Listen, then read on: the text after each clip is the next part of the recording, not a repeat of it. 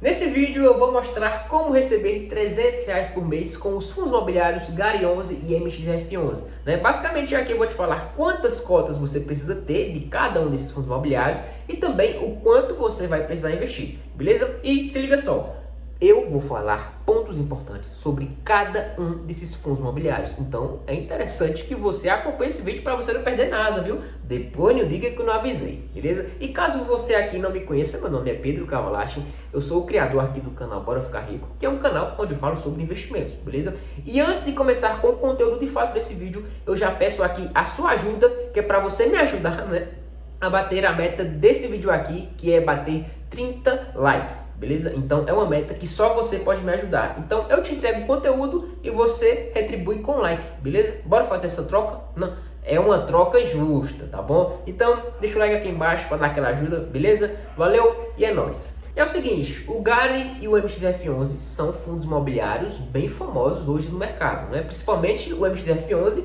que está com mais de 1 milhão de investidores, se eu não me engano é 1,3 milhões de investidores, né, ali que tem a cota do MXF11, então ele é bem famoso no mercado. Além disso, tem também o GARI, que ele tem mais de 340 mil cotistas e vem crescendo ligeiro, viu? E esse GARI aí, se eu não me engano, ele é o 10º fundo imobiliário que tem mais cotistas. Então, MXF11 é o primeiro e o GARI é o 10º, tá? E eu não duvido nada, o GARI daqui a um tempo subir nesse ranking de posição aí, tá bom? E é o seguinte, ó, eu vou começar falando sobre o GARI 11, que ele é bem mais simples, ele é bem mais rápido, os pontos que eu vou falar, e em seguida o MXF11, que tem uns pontos bem peculiares que eu preciso que você veja isso, tá bom? Então, simbora aqui para a tela do computador.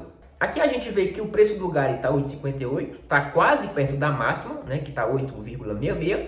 Nos últimos 12 meses pagou R$ 1,05 de dividendos, e isso é basicamente 12% da cotação atual, tá bom? E nos últimos 12 meses ele teve uma valorização de 6,85%.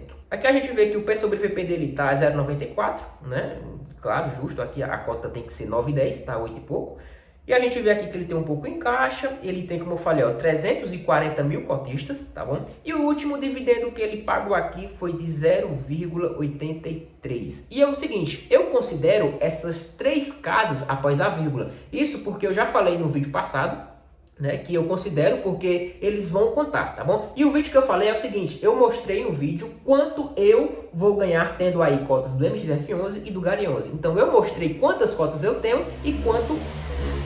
Foi uma moto que passou, viu? Então eu mostrei quantas cotas eu tenho e o quanto eu iria ganhar, beleza? O link do vídeo tá aqui na descrição, vai lá e confere que ele tá, ó, bem interessante, viu, cara? Mas calma aí. Assiste esse vídeo aqui que lá no final eu te lembro, beleza? Então, simbora aqui. Tenha calma, meu filho, viu? Vamos lá. Aqui, a partir dos dividendos, a gente vê o seguinte, nos últimos 5 anos, né? Ele vem basicamente constante ali, claro, 2022, 2023 deu uma pequena queda, mas subiu.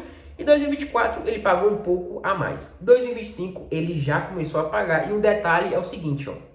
A gente vê aqui em laranja que foi 2024. Então, para que ele consiga pagar mais do que 2024, essa coluna em verde, que é 2025, tem que ser um pouco maior.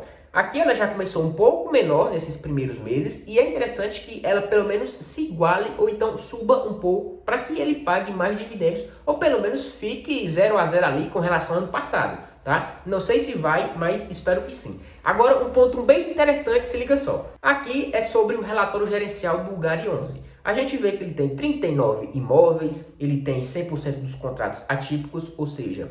Contrato atípico é quando o inquilino está lá, fez o contrato. Se o inquilino sair antes do vencimento do contrato, ele vai receber uma multa e essa multa nada mais é do que todas as mensalidades que ele teria que pagar até o final do contrato, tá? Então isso é um contrato bem interessante, beleza?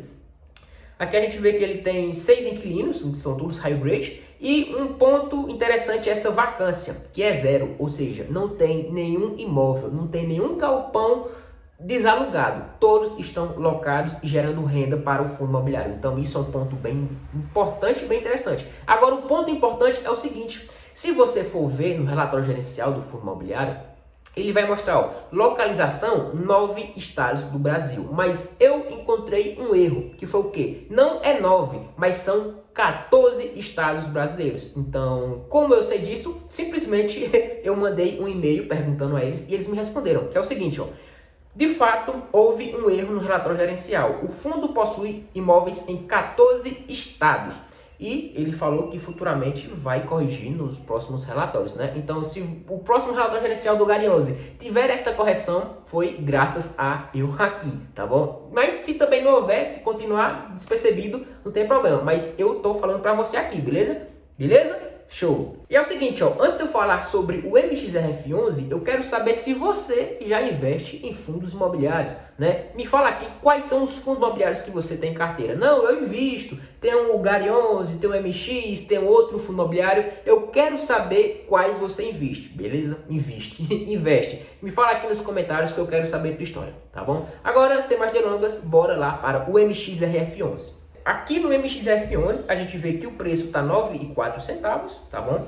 Nos últimos 12 meses ele pagou 1,14 de dividendos, que foi basicamente 12% em relação ao preço atual da cota. E nos últimos 12 meses ele está tendo uma desvalorização de 1,85, ou seja, né, um pouco abaixo do que ele começou um ano atrás. Aqui no P sobre VP a gente vê que está em 0,98, claro, porque a cota patrimonial é 9,27.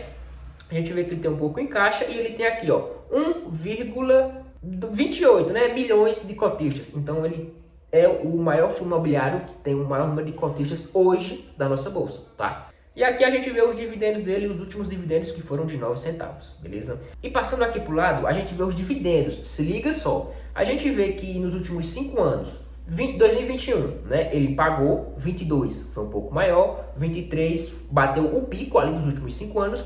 E 2024 ele foi menor do que 23 e menor do que 22, né? Então presta aqui bem atenção. Em 2025, que é esse em verde, ele já pagou 9 centavos. E se a gente comparar com o que ele pagou em 2024, que foi esse gráfico aqui em laranja, a gente vê que também teve 3 meses que ele pagou 9 centavos. Então, para que o MXRF11 ele pague o mesmo do que ele pagou em 2024, ele tem que subir os dividendos nos próximos meses, tá? Caso ele não consiga, ele vai pagar menos do que 2024. E lembrando, 2024 foi menor que 23 e menor que 22. Né? Então isso não é interessante para o fundo imobiliário. Os dividendos deles não estão constantes igual estava antes, entendeu? E aí o fundo imobiliário ele tem que se remexer, porque se ele não fizer isso, eu acredito que o MXRF11 ele vai sofrer bastante, tá bom? E olhando aqui o portfólio dele, a gente vê um ponto bem interessante. Se liga só. A gente vê que 80% está em CRI, 12% está em cotas de outros fundos imobiliários. Ele tem 6,6% em permutas e tem um pouco em caixa. Agora preste atenção.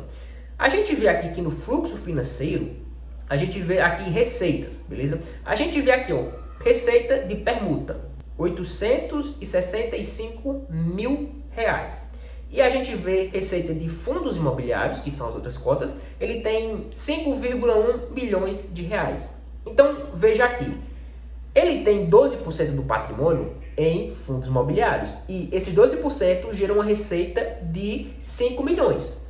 E já em permuta financeira, ele tem 6%. Então, digamos que 6 é ali praticamente, não é praticamente, mas 6 é a metade de 12, tá? E esses 6% de permuta está gerando uma receita de 865 mil. Ou seja, isso é muito abaixo, né? Se a gente comparar com os fundos imobiliários, a gente vê que, como é metade, né? 12 e 6, ele teria que pagar no mínimo ali 12,5 milhões, mas ele está pagando 0,8 milhões, entendeu? Então isso é uma coisa que preocupa. Ele está uma parte do patrimônio investido em algo que não está tendo um certo retorno muito bom, tá? E se a gente for ver o comentário do gestor, ele diz o seguinte, ó.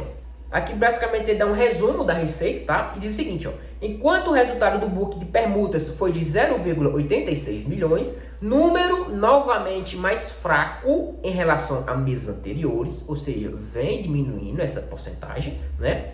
Essa receita, na verdade. Ele diz, resultado esse que deve ter melhoras com 2 lançamentos próximos de projetos investidos, o que, portanto, começa a gerar um fluxo de recebíveis ao fundo.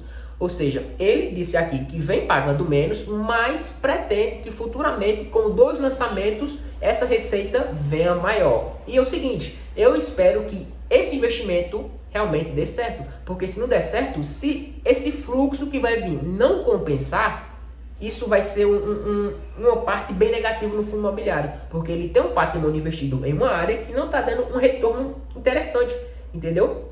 Então é interessante que o fundo imobiliário ele anime logo isso daqui, porque essa cerejinha aqui do MXF11 é o que pega um pouco no patrimônio, né? Imagina, se ele tem esse patrimônio em outras cotas de fundo imobiliário, né? Por exemplo, ele receberia uma receita maior e pagaria mais dividendos. Concorda comigo?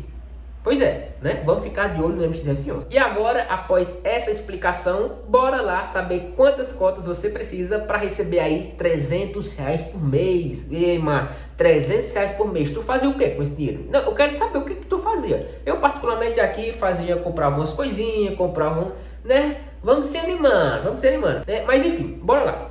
Nessa planilha aqui, o fundo imobiliário, no caso, seria o código dele, tá? No caso, o GARI 11. O preço base do GARI foi R$ 8,56, se eu não me engano, né? E o que ele pagou nos últimos 12 meses, que foi de 1,05 centavos. Então a gente vê o seguinte, que aqui não mudou basicamente nada na planilha, tá? Mas vamos ver o seguinte, ó. Vamos completar. MXF11, a cota foi de 9,04 e o dividendo foi de 1,14, tá? Agora, como são 2 fundos imobiliários, eu basicamente vou colocar receber 150 de cada um para fechar os 300 no final, tá bom? Então, dividendos, eu quero receber aqui 150.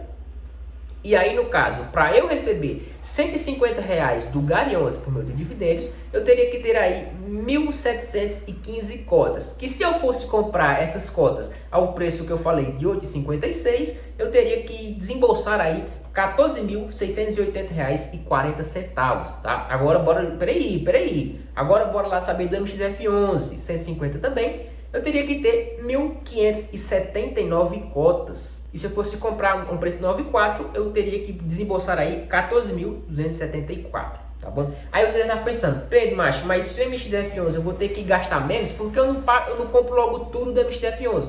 Muito simples, porque é o princípio da diversificação. Como eu falei, o MXF11 ele tem um risco. Agora imagina aí se futuramente ele paga menos dividendos. Entendeu? E aí, se ele paga menos, o preço da cota cai, vai vir menos dividendos para você, então você vai ser mais impactado. Já quando você diversifica, o seu risco ele fica menor, entendeu? Porque agora você tem um GARI 11. E aí, digamos, MXF11 cai, mas você tem um GARI 11 ali e continua pagando a mesma coisa. Então, é muito interessante essa diversificação, beleza? Então, basicamente, para você receber R$ 300 por mês desses 2 fundos imobiliários, você teria que investir ao todo aí R$ 28.954,56. E só lembrando que eu já fiz um vídeo mostrando o quanto eu ganhei desses 2 fundos imobiliários, tá bom? O link do vídeo tá aqui na descrição, vai lá e confere que eu tenho certeza que você vai gostar, tá bem interessante também. Então é isso, obrigado por assistir até aqui e obrigado novamente e até o próximo vídeo. É, meu filho, depois de tempo tô voltando. Maria, até suei. Meu Deus do céu, que é isso? Que calor da bexiga!